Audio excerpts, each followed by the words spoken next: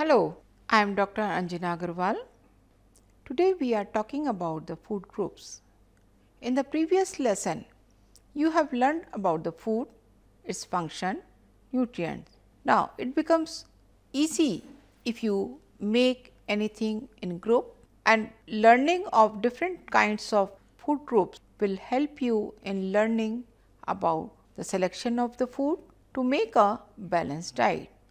And balanced diet is the word which is popular everywhere, but still few people know it. What does it mean? So, in this lesson we will learn about the food groups based on the functions of food and nutrient availability, balanced diet, food exchange, meal planning, factors affecting meal planning and the family meals. Food groups are the collection of food items providing similar nutrients in each food group. This definition will help you to know how we can group different kinds of food. It is a nutritional guide to plan a balanced diet. There are different functions of the food. On that basis, you can see the below. The popularly is 3 food group which is easy to learn: energy rich food, body building foods and protective foods. Or we can also say the foods which provide energy are carbohydrates, protein and fats or oils. Body building foods are necessary for growth and development. From protein, lipids, vitamins, minerals and water are necessary or included in the body building foods. Protective food means it is necessary for fighting the diseases or regulating the functions, and which can be obtained by eating the foods rich in proteins, lipids, vitamins, minerals and water. There is another food groups given by the ICMR, Indian Council of Medical Research, and NIN, National Institute of Nutrition, Hyderabad. These 5 food groups are cereals, number 2 pulses and legumes, number 3 milk, meat, egg and fish, number 4 fruits and vegetable, number 5 fats and sugars. Let us see one by one. First we will talk about the cereals are the major body of our meal. Cereals include, as you can see in the picture also, the bread, chapati, rice and the various kinds of food preparation made from cereals. It also includes the millets like jawar, bajra, etc. Let us see what are their functions. Cereals are the food grains and forms the major part in our diet, have many health benefits because it contains large variety of nutrients. An advantage of cereals are that they can be stored for several months because most of them are seasonal crops. They provide energy, protein, complex carbohydrate, that means the carbohydrate which is having the fiber, some vitamins, minerals and fiber. Now we will talk about the pulses. This is a second group. You have just seen pulses and legumes. Here I have written the pulses only. Let me explain you. When we use the word pulses and legumes, they are interchangeably used, but recently the FAO has given a distinction between legume and the pulses. Both of them belong to the leguminaceae family, but legumes include the pulses as well as the seeds which are providing the oil also, like soybean and the groundnut. That includes in the legume, but pulses are in general 11 types, but legumes includes the pulses as well as the oil seeds. Pulses are major source of protein, particularly for the vegetarians. They are used as whole pulse seeds, splits, which is called as dal also. Germinated pulse seeds are also consumed, and they in addition provide vitamin C and some minerals. Actually, the vitamin C is synthesized during germination, and minerals which are present in the pulses are easily available in the body. Pulses can also be stored for several months like cereals. You can see the variety of pulses in this picture. They provide energy, protein, complex carbohydrates, vitamins, minerals and fiber. Third food group is milk, meat, fish and egg and the products made from them. They are obtained from animals. Most of the vegetarians do drink milk, various kinds of milk products like curd, paneer, etc., but do not consume the meat and egg.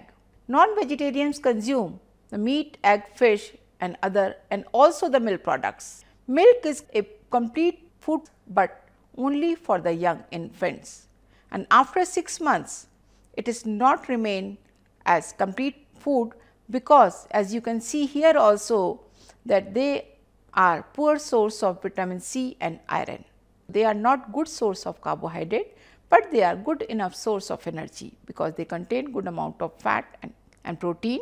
They provide vitamins, particularly the vitamin B12 is available in animal products, not in plant products or very low amount from plant products. Minerals, there are wide variety of minerals, particularly calcium is available from these products.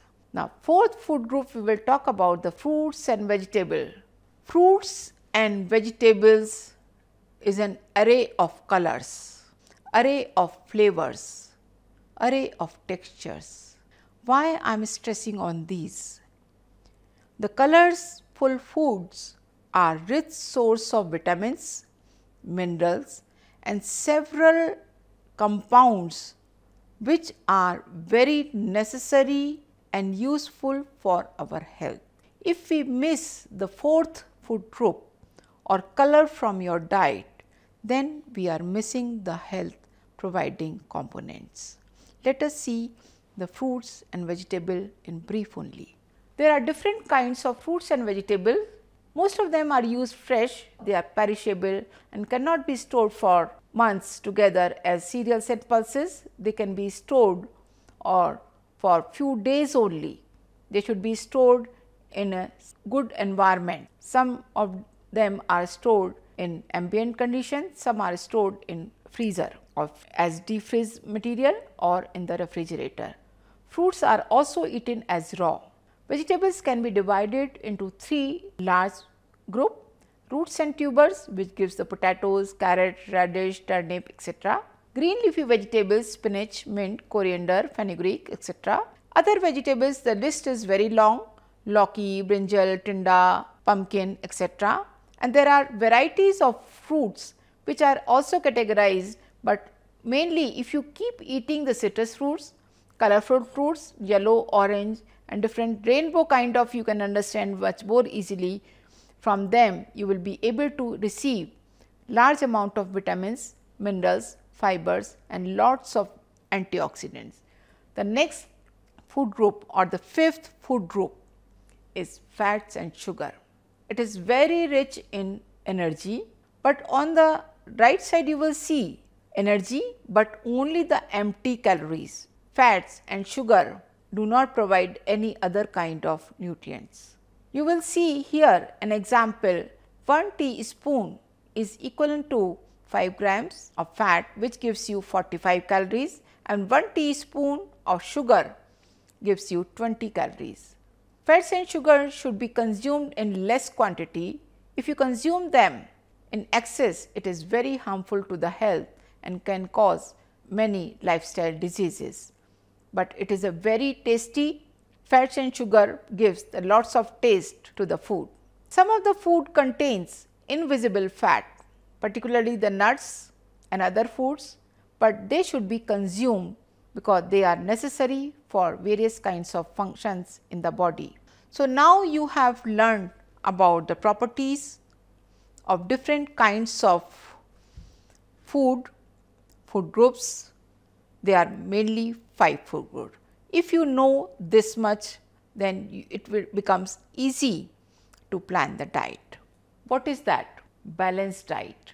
Balanced diet is the diet containing the foods from various food groups or all the food groups providing all the necessary nutrients required by the body. Different age groups, different activity, different physiological conditions require different amounts of nutrients, and accordingly the balanced diet can be planned, but it is very easy to learn the basics of balanced diet.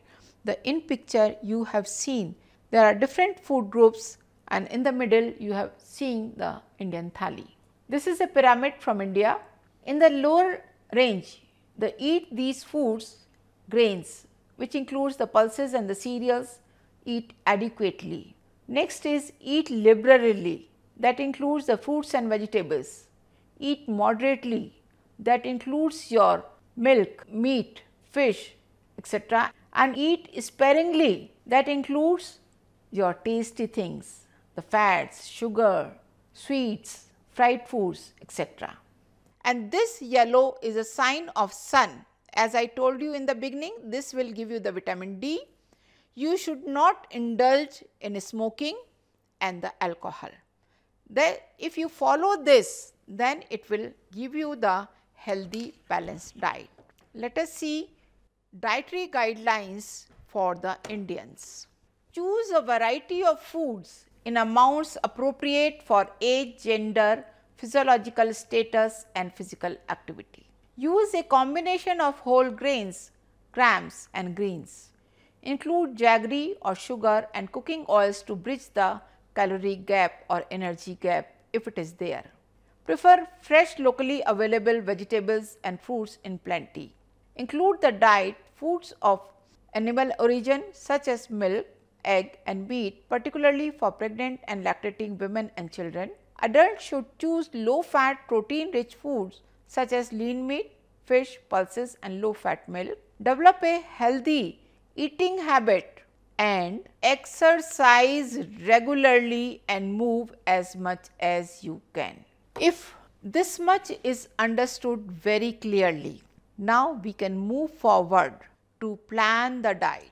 Now we will learn different terms now about the meal. The food eaten or prepared for eating at one time is referred as meal. Lunch is a meal, it is not a diet. When we use the term diet, it is a kind of food a person habitually eats is known as diet. It can be designed and eaten for medical or cosmetic, that means weight loss, weight gain purposes. Diet includes all the meals eaten in the day. Today's diet is not today's meal, our diet plan. So, now we will understand what is meal planning. The planning, you know it is a thought process, it is not an action. So, when we use this word with the meal planning is a thought process given prior to purchase and preparation of the food items to be used in a specific meal. It involves the knowledge of food, which you are getting it right now, nutrient requirement and food preferences, because food cannot be eaten only for the nutrient, but it has to be tasty, as you have learnt in the previous lesson also. It is also necessary for adequate in amount, acceptable in taste and required at the time need to have the meal, and it is a skill which improves with the practice. We have also learned variety of food items, and one person like one and another person like the other food item. Then what to do? We have to have equal amount of nutrients required by the person. Then there is a system, and that system is called food exchange. It means one food item or one food preparation can be substituted with the other item, but that should contain similar amount of nutrient. Here I have shown the two pictures. One picture shows simple dal and chapati, and if someone do not like that at a particular time, then means some other food preparation can also be eaten, like your idli and sambar. That also includes your rice, that means cereals, and sambar, that also includes your pulses and this thing. That means the in nutritional availability, both the meals are equally important or can be substituted, and in general also one can see that North Indian people prefer the dal roti and the South Indian people prefer the idli sambar. So, that is how, but nutrient wise both are equal.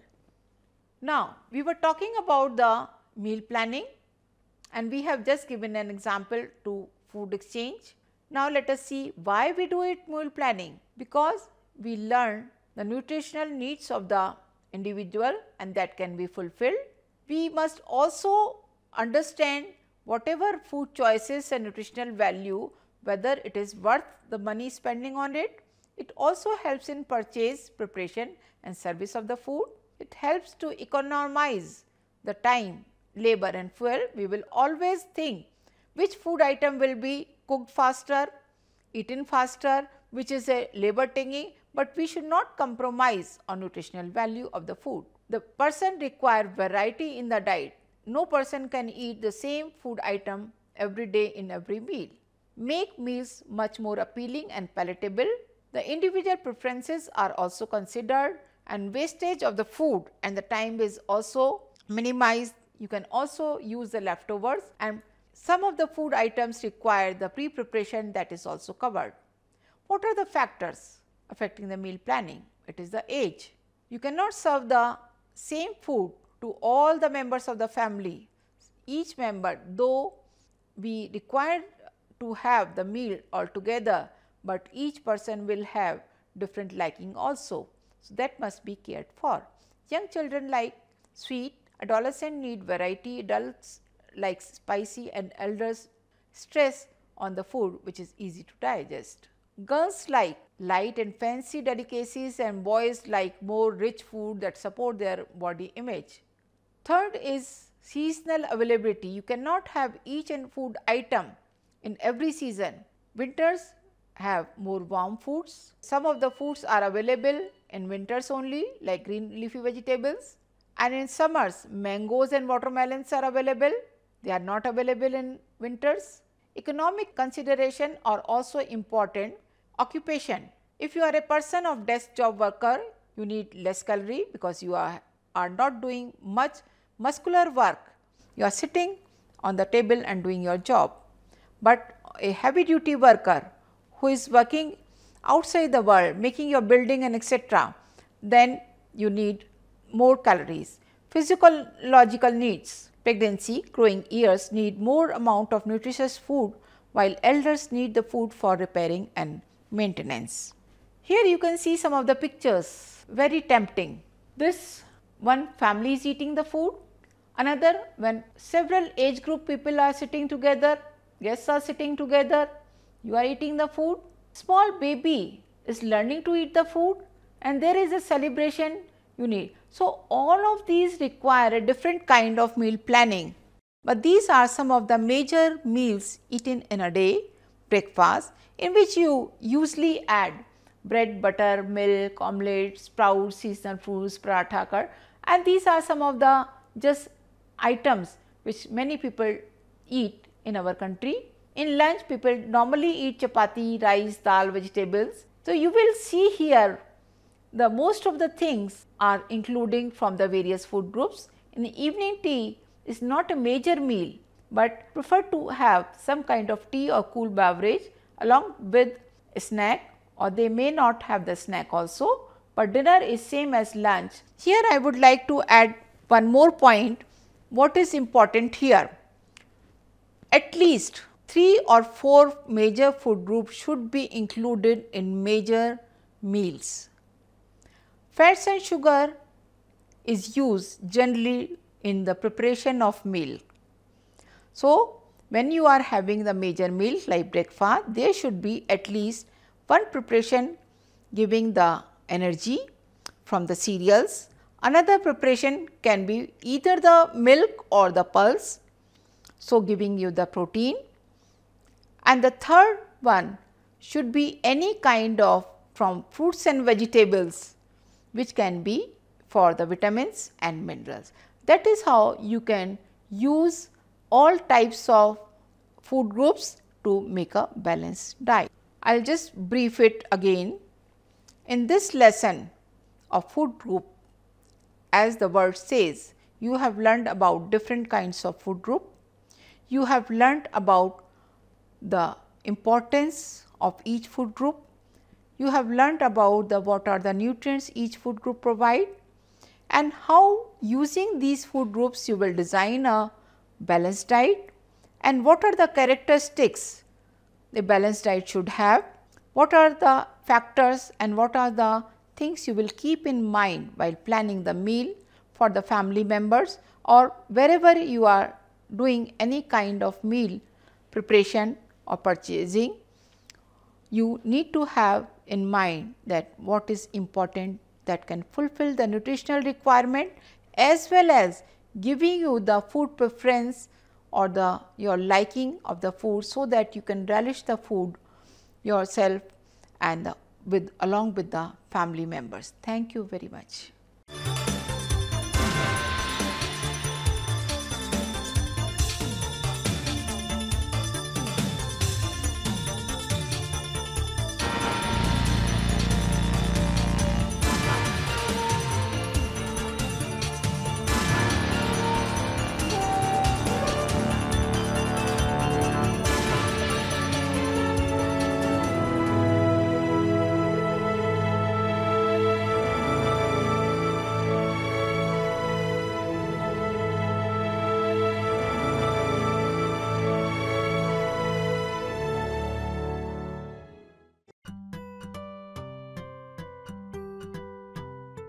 Hello learners, this is Soumya Rajan, Academic Officer English.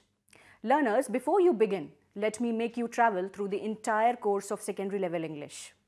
In today's time, you need to be equipped with working English language abilities so that you can interact meaningfully with the wide world ahead. Here, in terms of your knowledge of English, it is assumed that you have learned English for 3 years, understand simple questions and instructions and directions given orally, answer questions in English in a word or phrase, read and comprehend words and phrases of high frequency, short simple sentences, write short simple sentences about yourself and your possessions, familiar with the use of some punctuation marks like capital letters and full stops, and have a vocabulary store of at least 250 words. The syllabus for the secondary course in English aims at developing certain skills in you. Number 1, listening skills. Number 2, speaking skills. 3, reading skills. 4, writing skills. And there are other communication skills including study skills, literary skills. This course also focuses on elements of language, grammar and usage and vocabulary. Coming to the course content, there are 2 books, book 1 and 2. These books have 27 lessons comprising 21 prose and 6 poetry lessons. Coming to the course objectives, listening skills. At the end of the secondary course in English, you will be able to listen to and understand short texts, listen and react to authentic material drawn from real life listening situations. Coming to specific objectives, at different stages of the listening exercise, you will be able to get at the central idea or message and gist of the text, extract specific information from various parts of the text, follow the sequence of events in a narrative material, draw inferences, predict future actions, enjoy poems, anecdotes, and jokes. You will also be able to appreciate the use of descriptive words and expressions. At different stages of the listening exercise, you will be able to follow simple instructions for filling up forms, applications, etc. You will also be able to extract specific information from simple dialogues. You will be able to follow simple directions on route maps, take dictation from text, read aloud at slower than normal speed.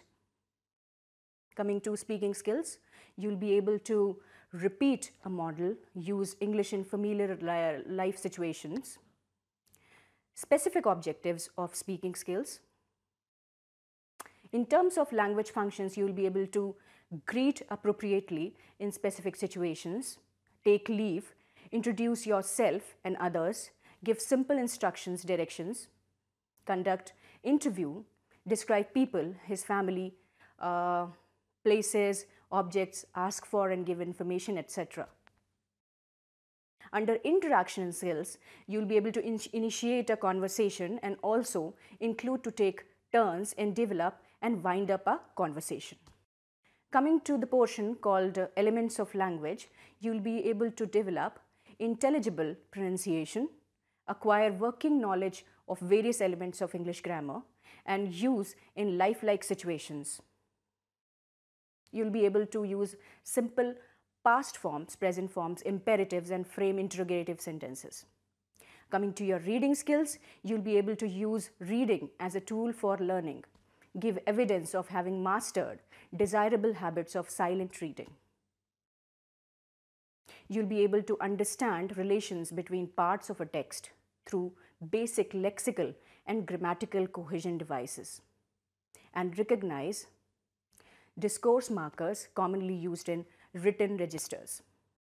Coming to your writing skills, learners, you will be able to write neatly and legibly, use spacing, capitalization, and basic marks of punctuation like the full stop, question mark, and comma, spell familiar, frequent use words, use basic grammatical structures and appropriate vocabulary, use basic reference words like pronoun and linkers, organize a text coherently, supply personal information on simple forms, write short formal letters, personal letters, short messages, etc.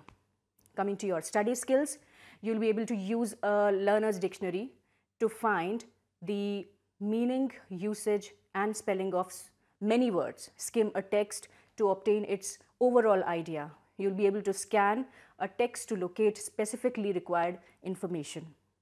You will also be able to transform information contained in short, simple, verbal descriptions, make notes, and summarize.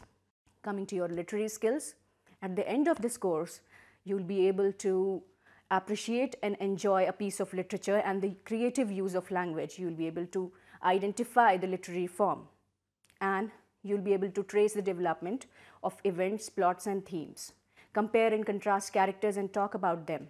Appreciate and imbibe life skills such as kindness, courage, honesty, etc. by a change in attitude and develop a humane personality. Coming to the elements of language, it comprises grammar and usage and vocabulary. Coming to grammar and usage, parts of a sentence, types of sentences, subject-verb concord, the noun phrase, tense, non-finites, the modals, clauses, reported speech.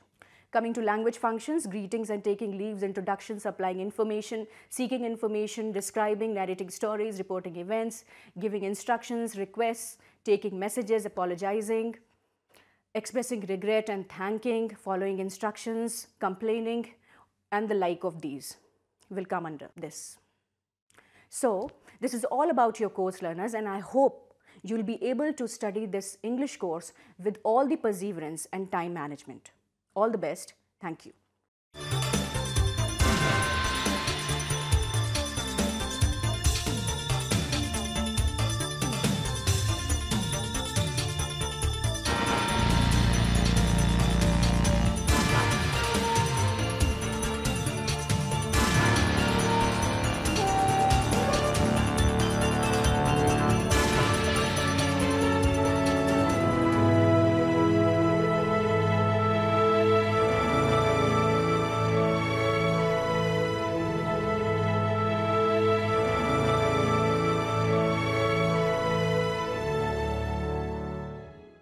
Hindustan के हर कोने में नौजवानों के पास प्रतिभा है, उन्हें अवसर चाहिए। NIOS देता रहा है युवाओं को अवसर आगे बढ़ने का। NIOS से पढ़ने वाले इन युवाओं ने किया है संस्थान को गौरवान्वित। दिव्यांगों ने बन के दिखाया है सबल और आत्मनिर्भर। NIOS के साथ आप भी जुड़िए NIOS के संग।